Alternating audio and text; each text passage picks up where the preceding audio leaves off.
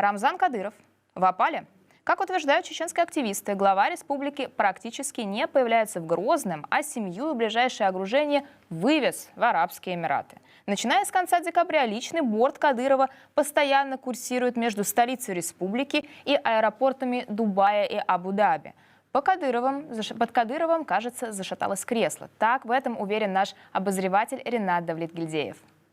Это личный самолет Рамзана Кадырова. В последний раз по маршруту Дубай-Грозный борт номер RA-73417 летел в минувшую пятницу, 7 февраля. Всего за последний месяц с небольшим, прошедшее с трагического инцидента с азербайджанским самолетом в небе над столицей Чечни. Таких полетов было больше десятка.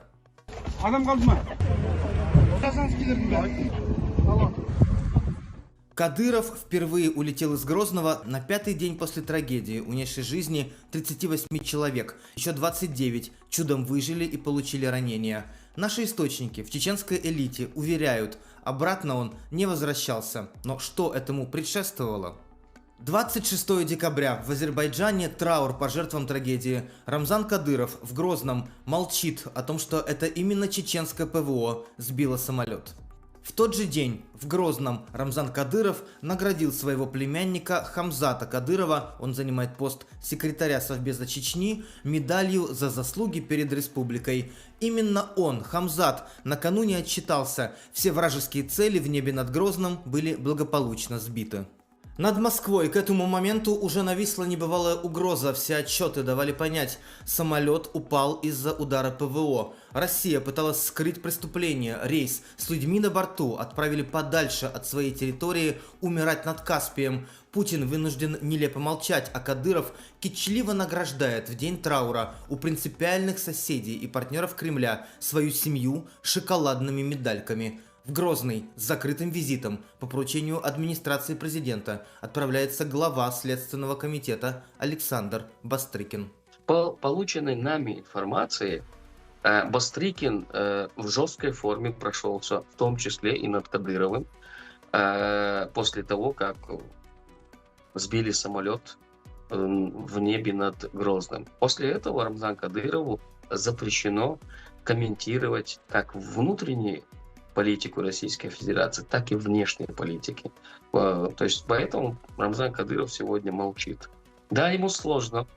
Да, он очень прекрасно понимает, в какой ситуации он оказался. И он очень отчетливо и ясно понимает каждое слово, каждый его шаг будет, если федеральный центр сейчас будет недоволен, то это будет решающе. Тот факт, что в Чечню полетел именно Бастрыкин, заслуживает отдельного внимания. Всего за пару недель до Кадыров позволил себе небывалое. Региональный руководитель, а в понимании Москвы Кадыров именно таков, обрушился с критикой на людей сильно выше в политической иерархии. Собственно, на Бастрыкина и еще одного силовика, главу МВД Колокольцева. Он обвинил их в непрофессионализме.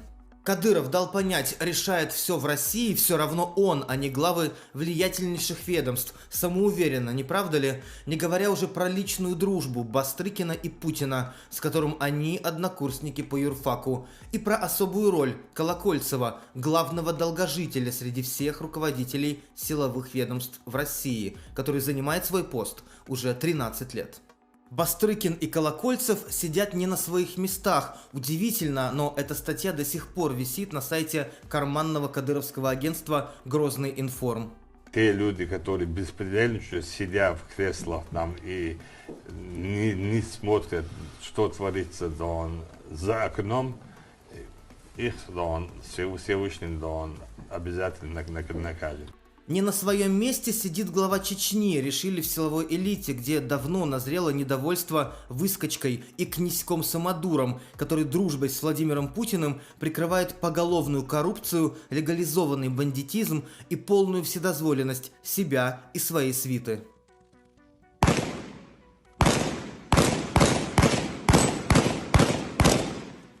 Публично Кадыров с тех пор якобы появился в Грозном дважды. В его каналах разместили видео со стройки небоскреба. Вот эти кадры. Впрочем, как утверждают наши источники, это так называемые консервы, снятые еще в прошлом году на случай, когда нужно впустить в публичное поле громкую тему и отвлечь внимание от скандала. Также Кадыров есть на видео, опубликованном Лордом, он же правая рука главы Чечни Магомед Даудов. Заехал к брату Рамзану Ахматовичу, пьем чай.